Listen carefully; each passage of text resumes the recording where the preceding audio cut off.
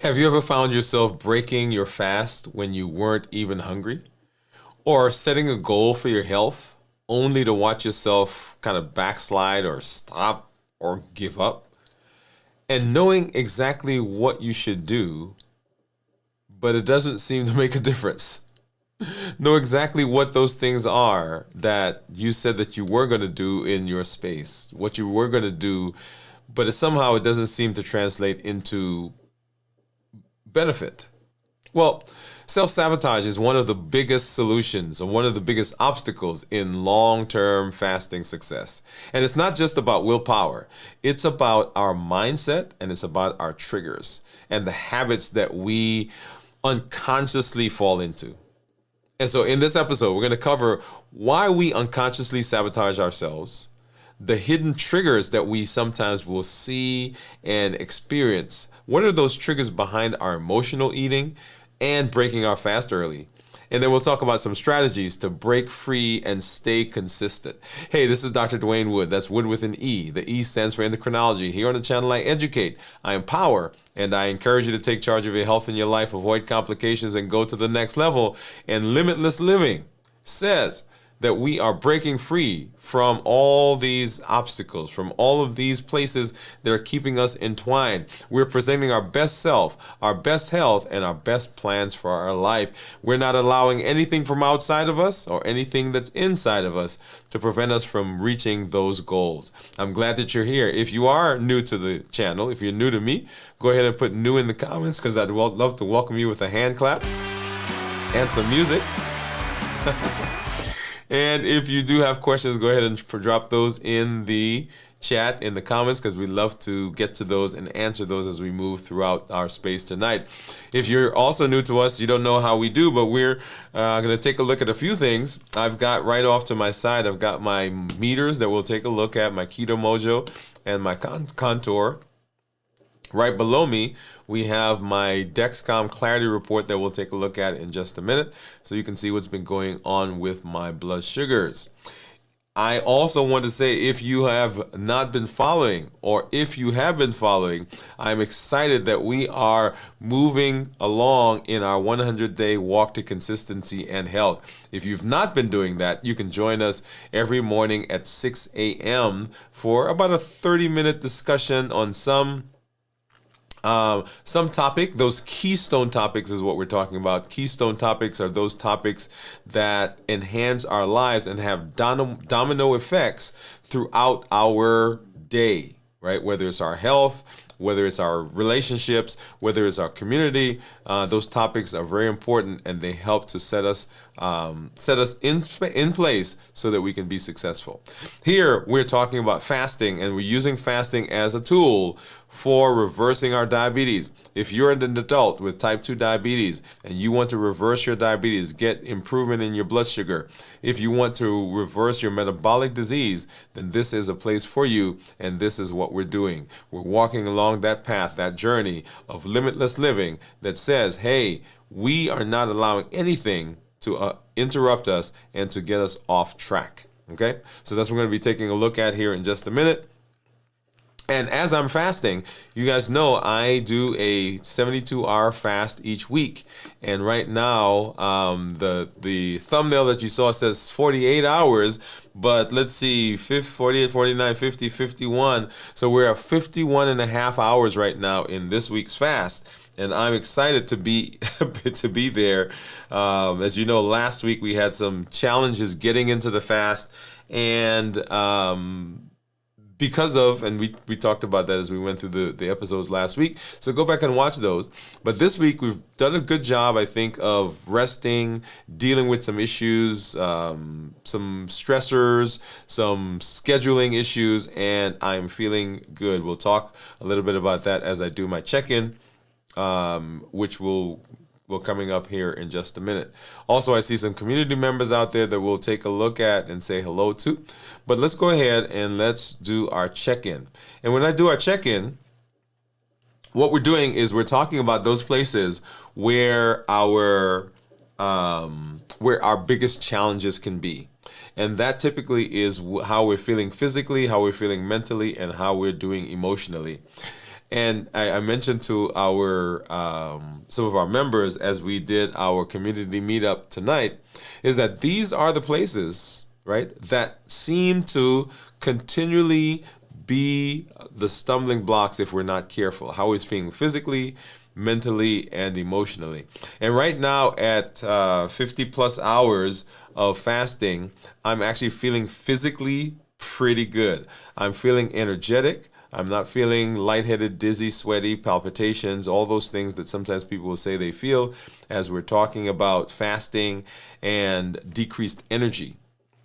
Many of those things, and you'll find out about that as we do our check-in tomorrow, and we do a review of fasting where we talk about how to start a fast, how to get through a fast, and then of course how to break a fast. We'll talk about the fact that in fasting, if we are not well rested, then that shows up in symptomatic ways, and people will blame the fasting, but it's just a matter of preparation, the things that we have done or have not done. For instance, remaining hydrated.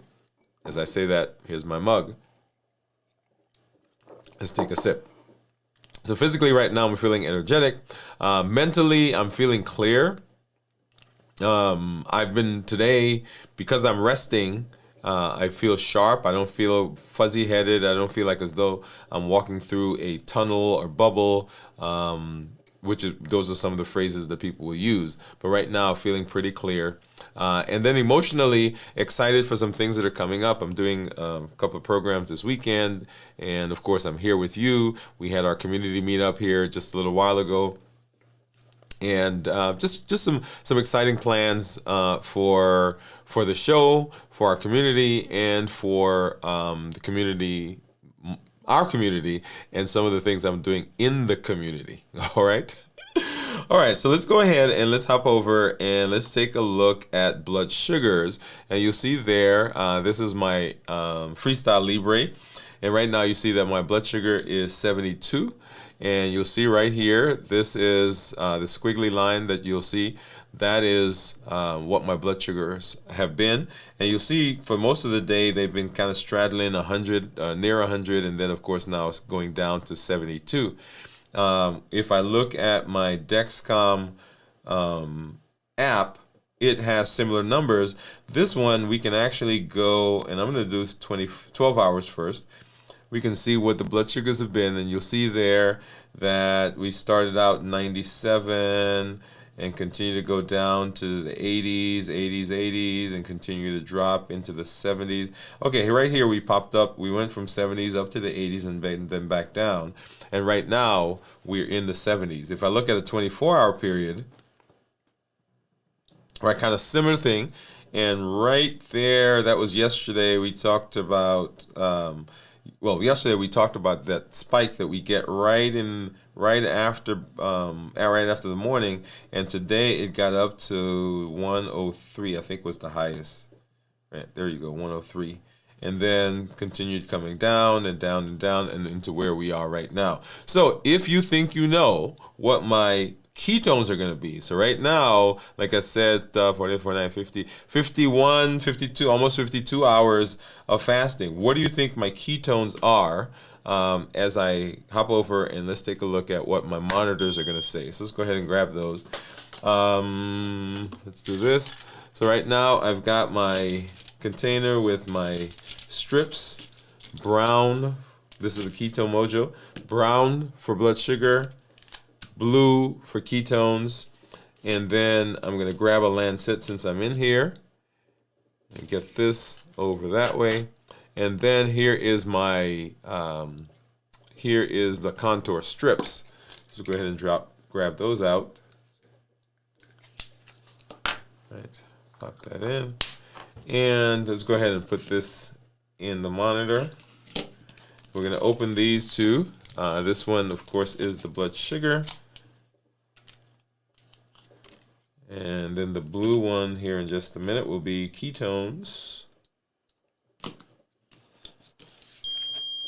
go ahead and get that open. And I opened this because I just want to have it off to the side ready to go.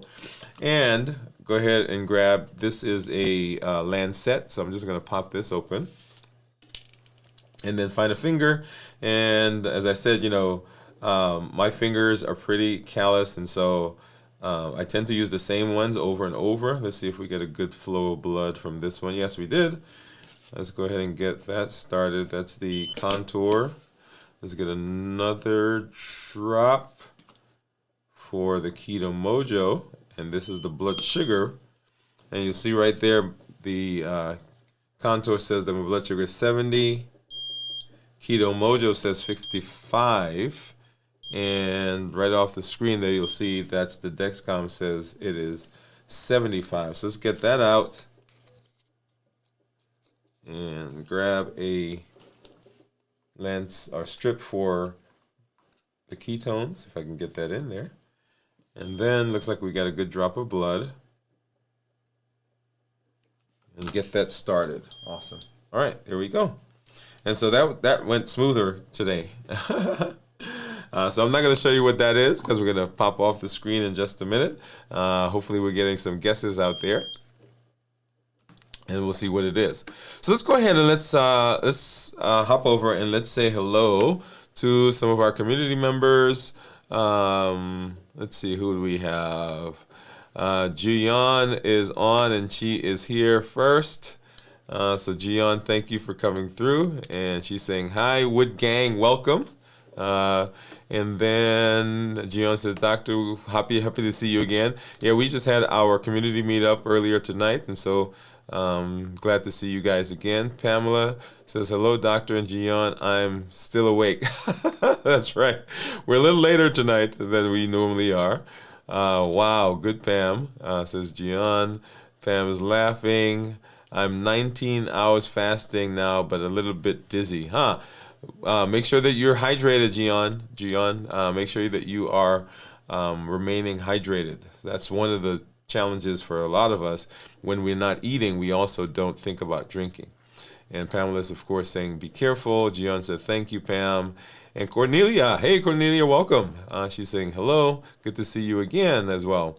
Gian says, Cornelia. Gian says, I can't find you in WhatsApp so far.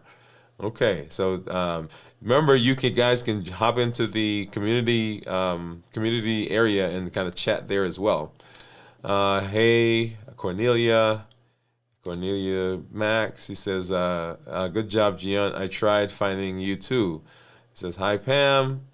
Could you send me your mail? Is what Gian is saying, and so people are trying to connect. So love that. Gian says, fasting a little bit afraid for me because I'm not used to not eating in my yeah, so it's a challenge for a lot of us. Let's see. Cornelia, I want to share with you fasting experience together. So Gian, it's okay. Everybody's trying to connect with each other. Woodgan keeps me number. Please always connect. Yeah, so we want to make sure that we're connecting with each other. And then I've got some guesses on my ketones from Cornelia, 0.8. Gian says 1.0. Okay, so I'm going to go ahead and star those. Yeah, there we go. I get those starred. All right, so we'll come back and we'll take a look at blood sugars, ketones here in just a little while. So let's go ahead and let's hop into our discussion, right? And so we're talking about about sabotaging, right? So we are sabotaging. How do we stop self-sabotaging our fasting and our health? And it is an interesting process because we often find ourselves, as we talked about tonight in our community meeting, we talk about being motivated, right? So motivation is there, and we listen to a video, we may see someone and we have a conversation, or we all of a sudden, I shouldn't say all of a sudden, something happens in our lives and we are motivated to get going and we start, right? And then it kind of fizzles out. So before we talk about solutions, what we need to do is understand why we get in our own way. And there are lots of reasons why we get in our own way. Get your journal, get your pad, pencil. We're going to go through some of these. So number one, fear of change and fear of success. So fear of change and fear of success. So many people think that they actually fear failure, but they actually fear success. If we succeed, right, and this is the thought, if we succeed, that means that I have to maintain this, whatever it is. And that can be scary. So if I put my best foot forward and I show up and I'm successful, that means I've got to keep going. And that can be scary. In fact, let me share something with you.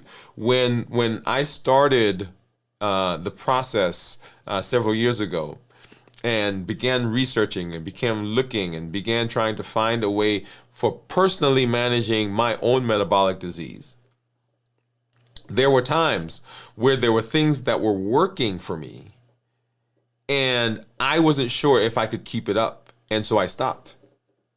Because if it worked, then everybody would expect me to keep doing it. And so sometimes the fear of success actually stops us from doing the things that we want to do, right? If we succeed, we got to keep it up. If I lose weight and I get healthy, people expect that of me now. And I'm not sure that I can keep that up. So my solution is, I'm not going to do that. Okay? Well, but the solution to that is to start asking ourselves some questions. What am I really afraid of? What am I really afraid of? Is it actually that I'm afraid that I can't do it? Or am I afraid that I will do it and I will succeed, and then their expectations goes up? Bring that fear into the open so that you can work through it, right? So understand what's going on. Understand where the fear is. Understand that it is not that you can't do it, that you can't succeed, is that if I do it, now I feel like, okay, now I've got to perform. Okay? So that's the first one. The next one is we're comfortable in our old habits. So even things that are detrimental, things that are not good for us, if it's familiar, our brain, our body craves the routine of it. And even if the routine is unhealthy, we will go to that naturally, right? Because it's like that old shoe or that old jacket that you put on that may not look its best, but you've broken it in and it feels comfortable when you slip your foot in there, right? It just grabs and it surrounds and it just cushions your feet. And you're like, okay, I'm going to wear this. I know it doesn't look great, but this is what I'm going to do, right? The foods that we eat, the times we eat, even the emotions we associate with eating are all deeply wired patterns, right?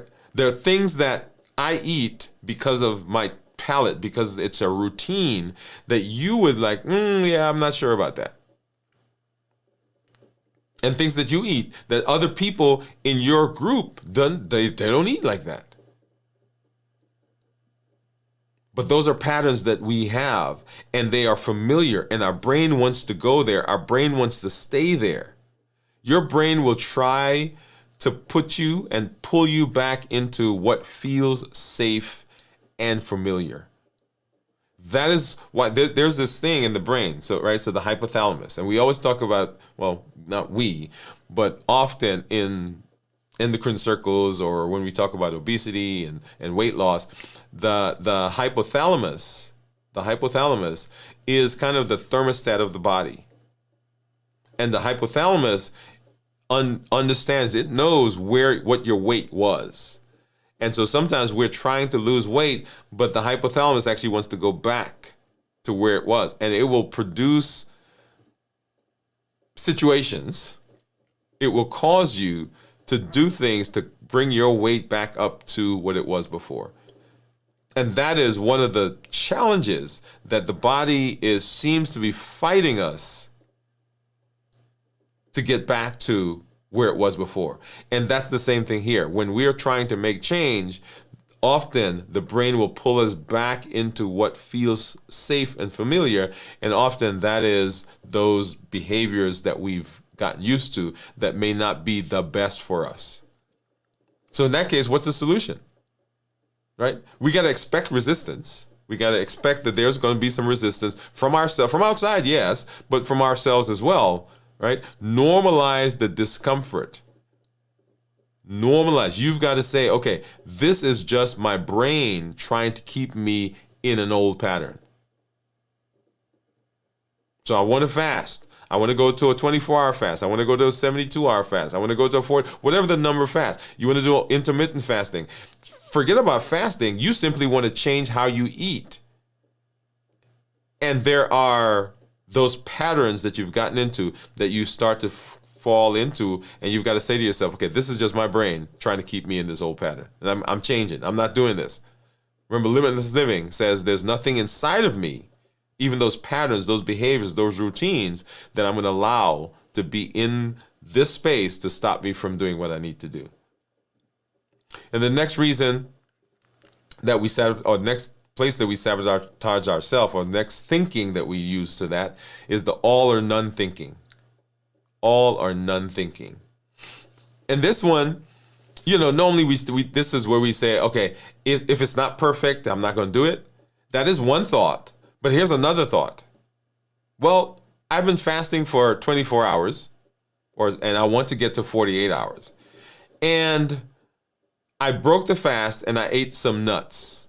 I ate a carrot. I ate a cookie. I ate a bag of chips. Well, what the heck? I ate it anyway, so I might as well break this fast and I'll start over tomorrow. Start over next week. Well, you've made it 24 hours. You broke the fast. Something happened. And so rather than at that point saying, okay, I'm just going to, at this point, start again and continue in the fast, we throw our hands up and say, okay, we're going to stop. I've already eaten.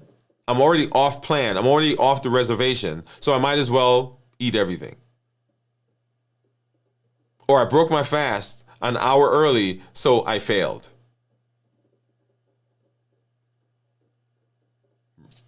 Yeah? So this is the belief that if it's not perfect, it's ruined. And this leads to more self-sabotage. Because remember, our brain always wants to help us feel better. It doesn't want us to be wrong. It doesn't want us to lie. And so it will create situations where what we told it is true. So if I failed, then it's going to try to find situations where I'm failing. So I failed this week. That's what I told myself. So next week I'm going to try to fast, and I'm going to fail again because the brain said, well, she's a failure. He's a failure. So let me stop them. Let me put things in the roadblocks in the way. Let me make cravings go up. Let me distract them with thoughts of food. Let me bring back the food noise.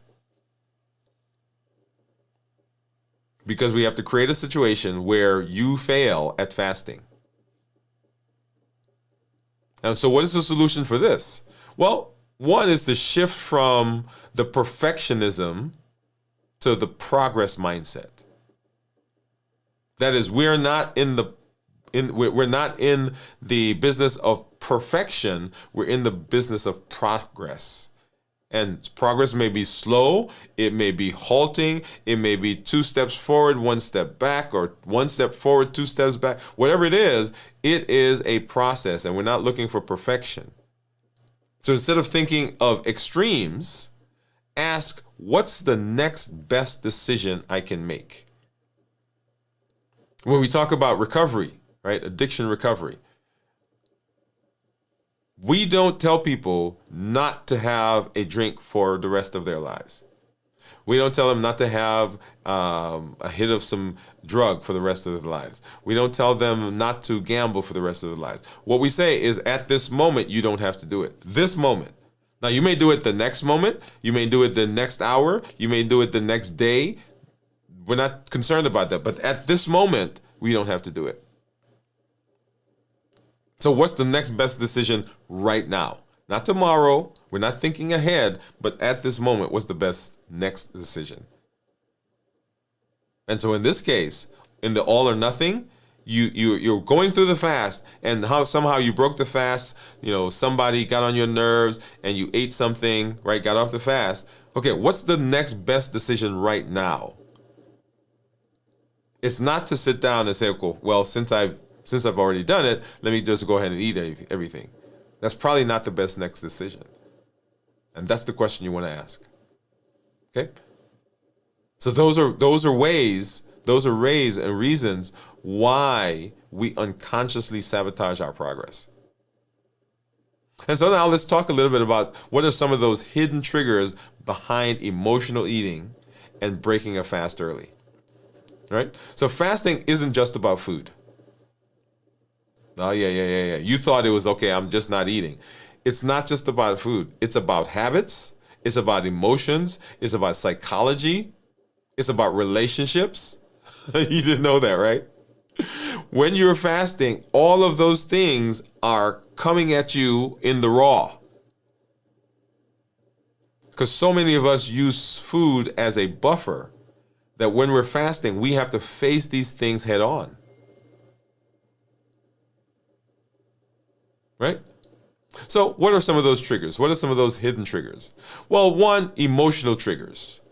Emotional triggers. This comes in a lot of different flavors, right? There's stress, anxiety, loneliness, boredom, eating. These are all very powerful eating triggers. Because think about it. You're at the house and there's nobody around and you're feeling lonely. You're watching TV and you may be watching one of those movies where, it's one of those love stories and everybody seems to have somebody. You look out the window and the pigeon is sitting next to a pigeon, right? You look down the street and the dogs are walking together. You look in the park and the couples are everywhere and you are at your house. You know what we do often in that space? We eat. Because the food is a ready companion. It's there. It allows us to get things off of our chest. It doesn't talk back. It doesn't fuss at us. It's always available. And when we eat it, we get that initial burst of energy. Think about it. And we eat not because we're hungry, but we eat because we are looking for comfort. The food noise that we talk about, that's often an emotional noise. It comes from the emotions. So in this case, right, emotional triggers. So what's the solution? You want to identify the emotional trigger. What's the biggest trigger? Ask yourself, when do I feel the strongest urge to break my fast? What emotions am I feeling at that moment? We're going to talk a little bit here in a little while about the COPE model, right? So what is the emotion that I'm feeling? And what else can I do to soothe myself besides eating? Or what else can I do to divert? What else can I do to not go down the same path that I've been doing all the time? Now, the self-soothing. An interesting point that I want to make here is that we don't have to soothe. We don't have to fix every emotion. We don't have to get away from every emotion. We don't have to feel better right now. And it's not going to be forever. But in our brain, in our mind, this feeling that we have, this is going to be here forever, so I got to get out of it. And we got to get out of it quick. So one, we've not learned how to be in a space where we're uncomfortable and still function. Two, we think it's going to be forever. So this thing is going to last forever. So if it's going to last forever, I can't tolerate that, so I've got to get out of it. And we remember what it was like when we had the food and the food made us feel good. The food made us feel better. The food calmed us.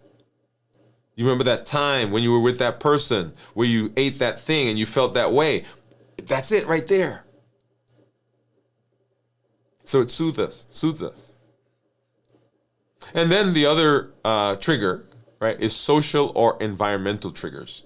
And these are big ones because they're all around us. The social pressures where people say, just eat a little bit. It won't hurt you.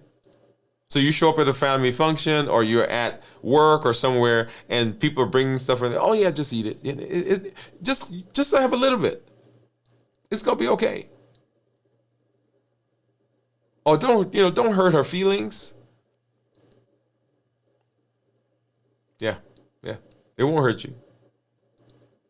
Then there are habits that are tied to environment. There's snacks in front of the TV, popcorn at the movies, cookies and milk before you go to bed, candy in the candy jar as you walk by your coworker's desk.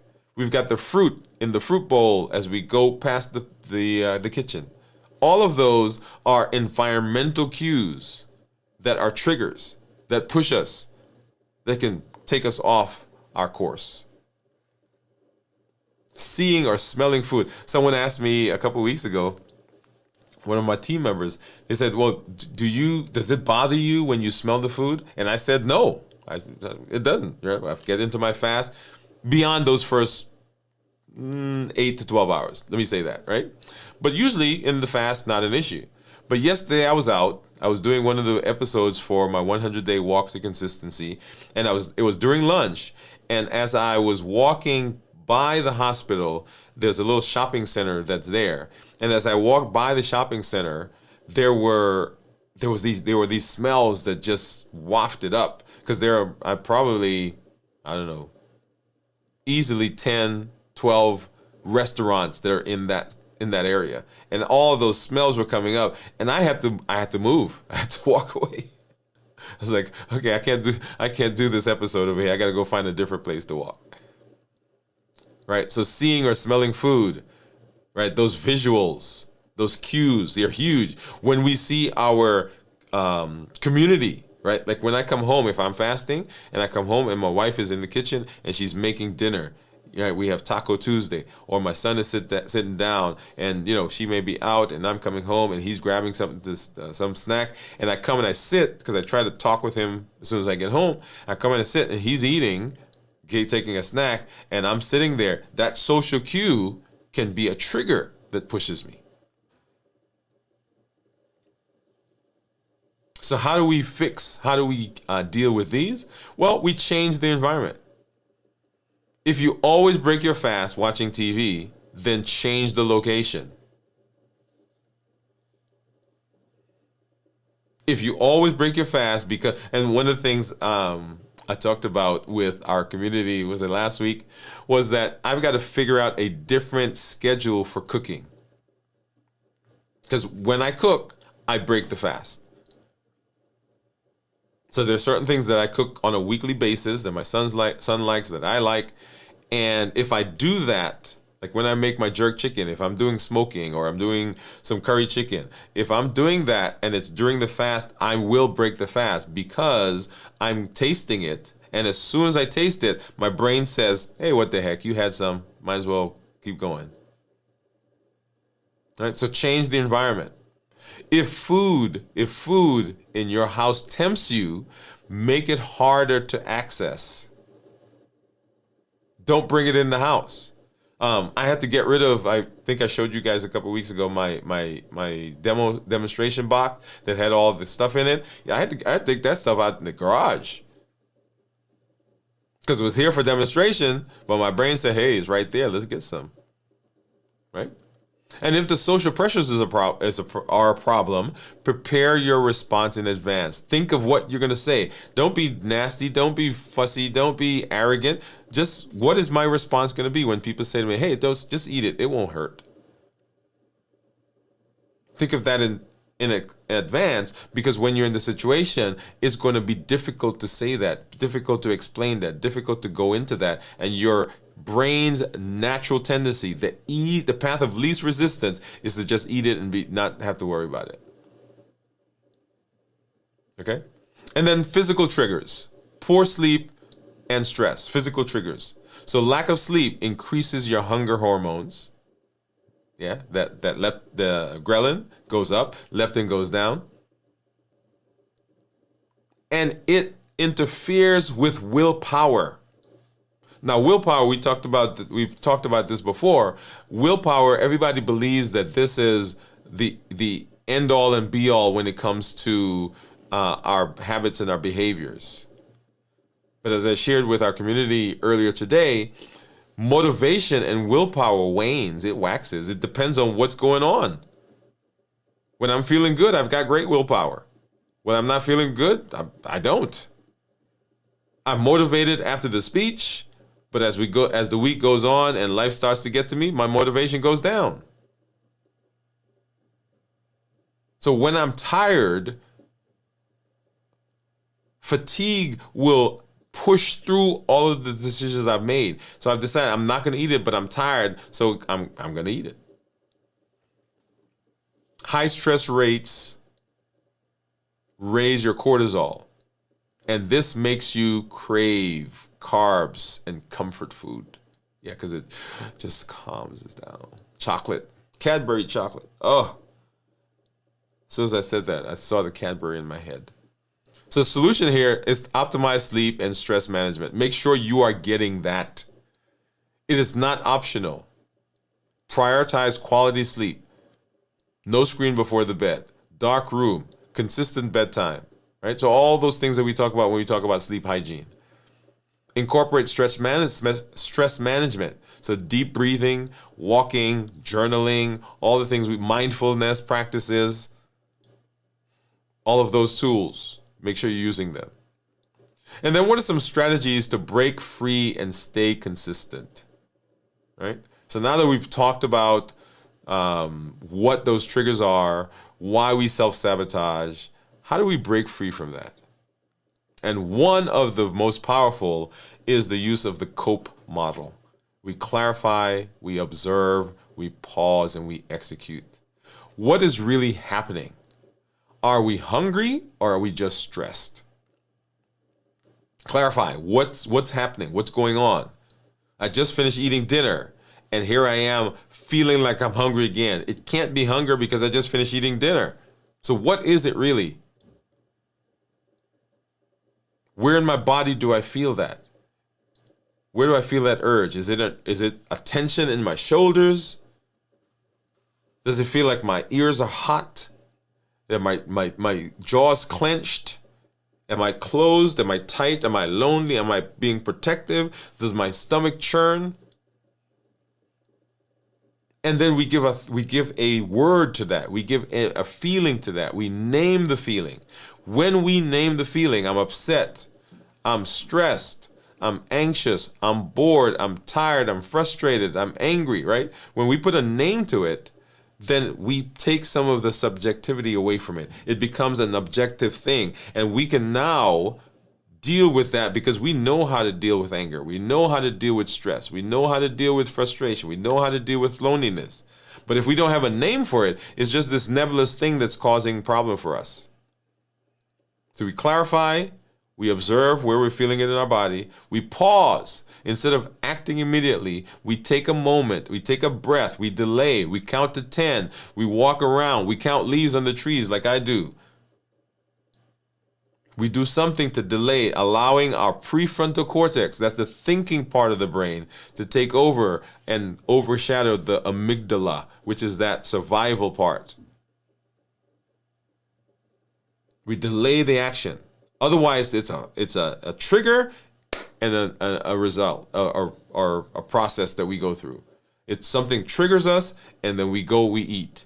Something triggers us and we go and we buffer. But the pause allows for some intervention. And then we execute. We clarify, we observe, we pause, and we execute. And this is where we make a choice to do something different than we normally do. Even if you still break your fast, you are practicing. Let me say that again. So even as you're going through the COPE model, COPE, clarify, observe, pause, and execute, even in that process, you may still break the fast. You may still eat. You may still make the choice that is not the best for your health. But every time you go through the process of clarifying, observe, pausing, eventually you're going to get it because you are practicing. You're practicing. Okay? So that's one. Use the COPE model. The other is to reframe. Reframe fasting as a gift and not a punishment. Starvation is not voluntary, but fasting is voluntary. And it is a gift. It is a process. It is a tool that I am choosing to use. Instead of I can't eat, shift the thought to I get to fast and heal my body. I can't have that. I get to do what I need to do for my metabolism. See the frame shift? Remember your why. Why did you start the fasting process in the first place? What brought you here? And when you feel weak, repeat, I am in control of my choices. I am in control of my choices. I am in control of my choices. Back to limitless living. I am not allowing anything outside of me. I am not allowing anything inside me to derail me. Okay? And then you can create a self-sabotage recovery plan. We all need one. We all have moments of weakness. We all have times when we don't follow through. And instead of spiraling out of control, plan for it. Ask yourself, if I slip up, what's my next best step? When I slip up, what am I going to do next? Because if you don't have a plan, you're just going to follow, like I said, what the heck, might as well eat it. But if you break your fast early, commit to eating a balanced meal instead of going off the rails. It's not, okay, I broke my fast because I ate those 2 nuts. Oh, might as well. Let's go eat some pizza. Let's go eat, drink some orange juice. Let me go have some ice cream and candy and cookies and cakes and donuts. But have a plan. If you emotionally eat, write down what you felt and use it as a learning moment. So even as you're eating the cookie and the candy and the cake, write in your journal why you're doing it. What are you feeling? And then build a resilient fasting mindset. Motivation comes and goes. Motivation is fleeting. It comes and goes. What keeps you going is routine, consistency, rhythm, alignment, and structure. Rhythm, alignment, and structure. Rhythm, those things that you do in a rote manner. You're doing them over and over and over until the neurons connect and it becomes automatic. Rhythm. Alignment, that is the behaviors that I have. Are they aligned with what I said my purpose is and what my why is? So I broke my fast early, which I didn't intend. And so my next behavior, is that aligned with what I say I want? Begin thinking that. Each choice that we make moves us closer or further from our goals. Each choice that we make moves us closer or further from our goals. Think to yourself. Use some affirmations. I am learning. I am not failing. I broke my fast. I learned from that. I didn't fail. This is about progress, not perfection. Talking about mantras. This is about progress, not perfection. So those are the ways that we go about breaking this cycle. That's why we interrupt ourselves. That's why we sabotage ourselves. That's why we find that we're always going through that cycle over and over and over again because of fear, because of routine, because of our mindset. And we can make changes that sets ourselves up for success. Yeah, we can. And that's the self-sabotage plan for getting out of that cycle. So here's a challenge for you. Right?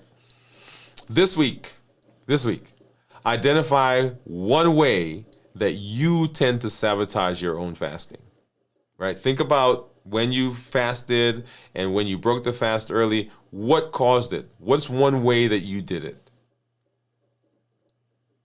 Number two, you want to choose a strategy from today's discussion that you're going to implement to try to prevent that. I'm going to use the COPE model. I'm going to reframe. I'm going to clean my environment. I'm going to use mantras, whatever it is. One of the things that we talked about in this episode today, what am I going to use? What am I going to do to implement that in my life? And then share it. Let us know when you do that. Drop a comment, drop a message. Say, hey, this is what I'm doing. This is what I'm experiencing. Right? All of that. So important. And if you're here right now, what one thought or habit or trigger has made fasting harder for you? What's one thought, one habit, one trigger that's made fasting harder for you? Drop that in the comments. Okay?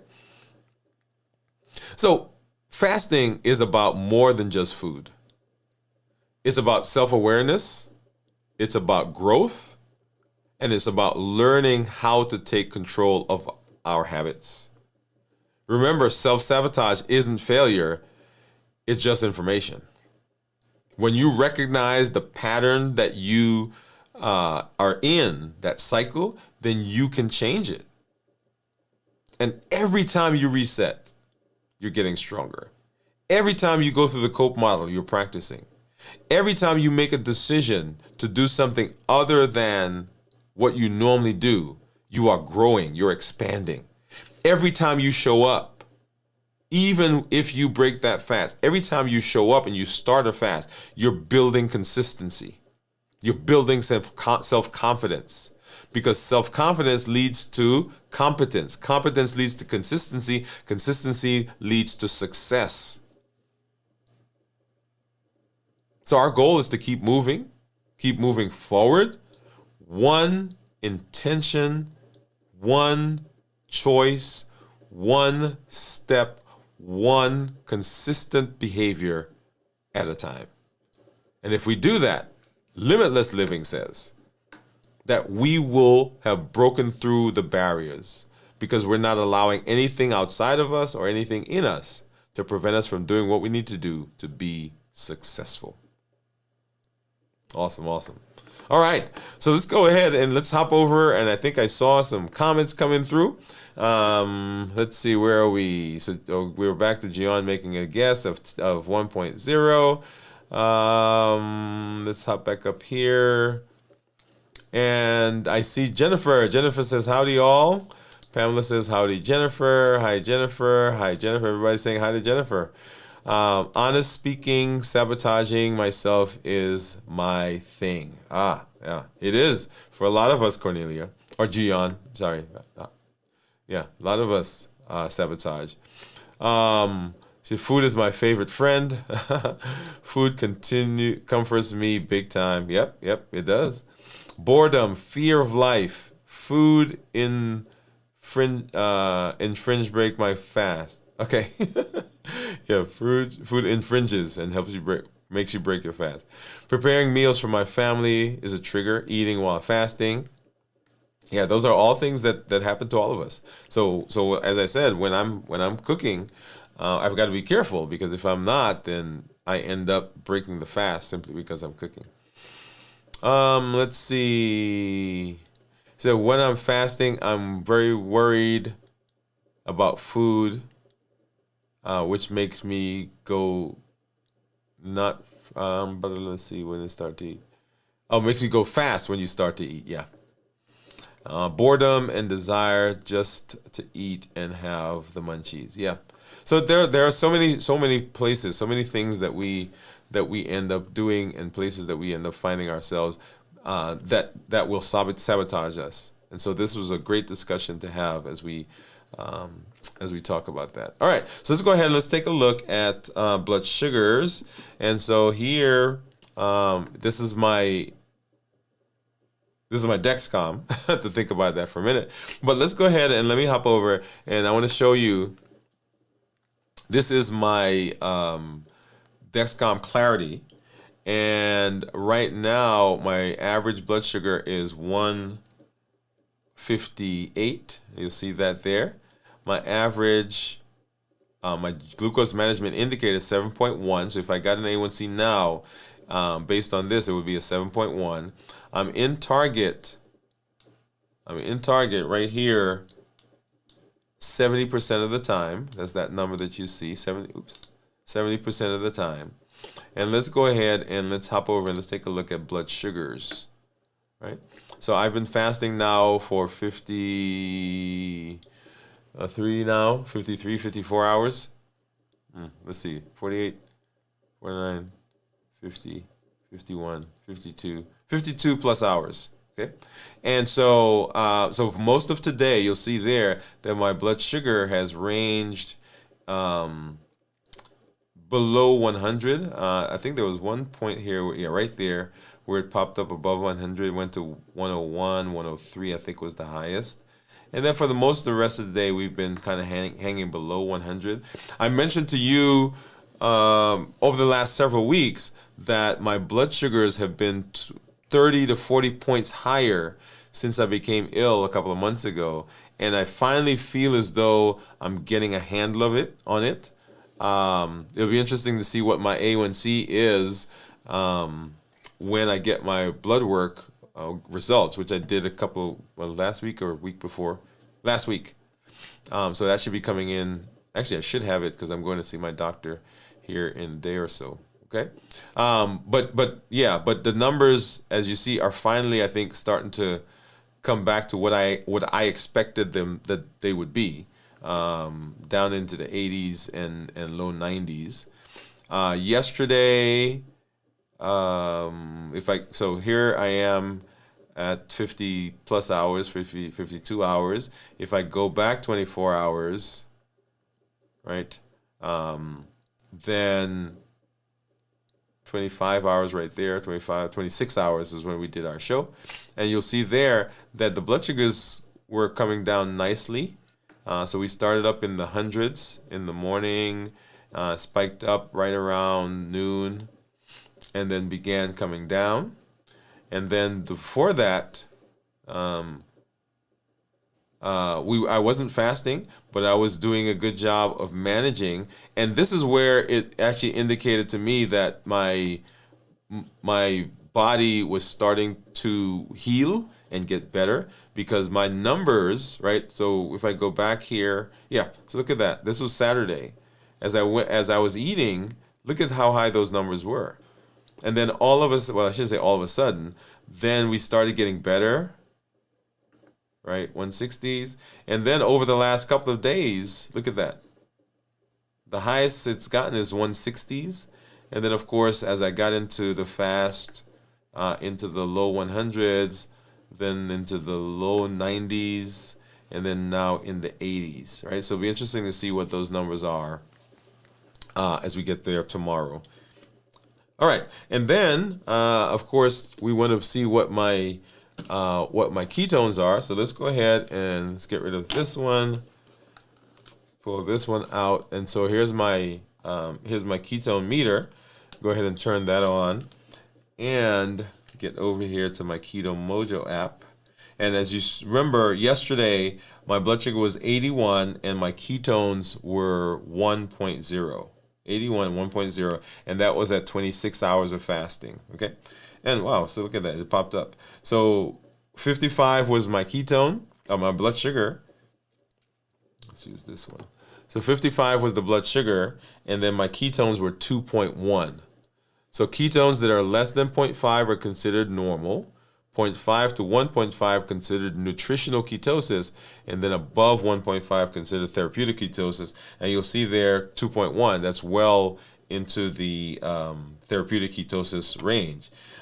If I go back, and let me see, what I want to do is, just kind of scroll back. And so these are some of the numbers that I was getting. So that's what I was yesterday. And then this was an erroneous number that we got. If you remember when I checked my blood sugar yesterday, I didn't put enough I didn't get enough of the drop of blood on the strip, and so it didn't give us a good number. And we rechecked it, and that's where we got the 81. Yeah, this 81 right here. Okay, and then going backwards, let's see, 125 with ketones. Well, so yeah, 125 with ketones of 0.3, 187 with ketones of 0.6. 98th with ketones of 0.9, 149 with ketones of 0.2. And look at that. So those are all, let's get back here. That's not what I wanted. Those are all numbers, as I was mentioning, where those blood sugars are much higher than I was used to and that I would have anticipated. Okay. All right. If I look at my graph, let's go here. Remember, insulin and ketones can't exist in the same space. And so when my blood sugars go up, insulin has to come out. When insulin comes out, then ketones have to go away. And so what you're seeing here is as my blood sugars were going down, so were my insulin. So we went from 187 down to 125. And as I did that, my ketones started going up, right? So we went from 0.3 to 1.0 there. And let's see if I have, where's the one from today? Give me just a sec. All right, and there you go. So if I look at today, right, the blood sugars kept going down. So it went from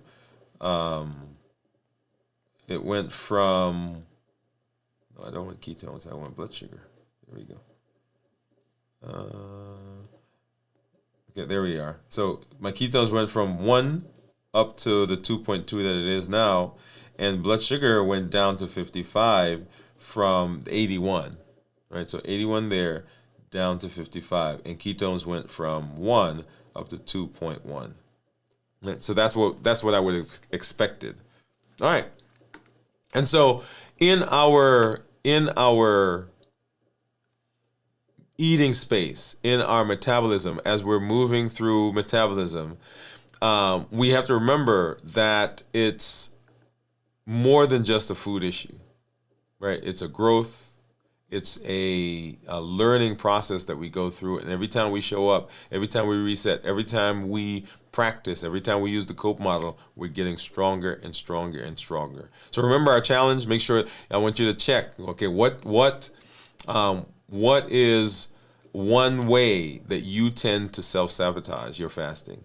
And then choose one of the strategies that we talked about today to implement in your life to try to see it, well, not to try, to be able to break yourself out of that cycle.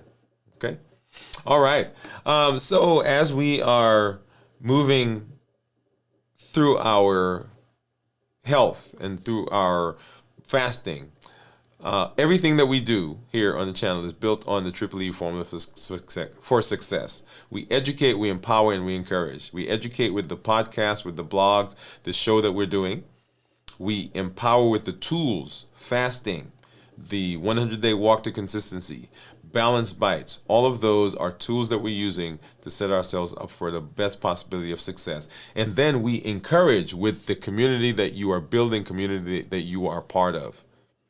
And my ask for you is this: make sure you're doing the challenges. The things that we do, the things we talk about, the tools that we use, you want to begin implementing them. Otherwise, they're just theory. They don't take life. They don't get power until you begin taking action. So make sure you're taking action on as we're walking through this process. Don't just let this be a video that, oh, you heard something and that's it. Right? Begin putting them into practice in your life. Number 2, there are over 1 billion people on the planet with diabetes or prediabetes. You can be a voice for change in your community, in your family, in your social sphere. You can be a voice to say, hey, we can be better. We can do better. We can improve. We can reverse our diabetes. We can improve our health. We can improve our blood sugar, our cholesterol, fatty liver, polycystic ovarian syndrome, on and on and on. You can be that voice. And this is a place where people can come and they can find resources. It's out there on the channel. point them to the channel. Say to them, hey, let's go watch one of these videos. In fact, for our 100-day walk to consistency, and let me go back and see if I can pull that up.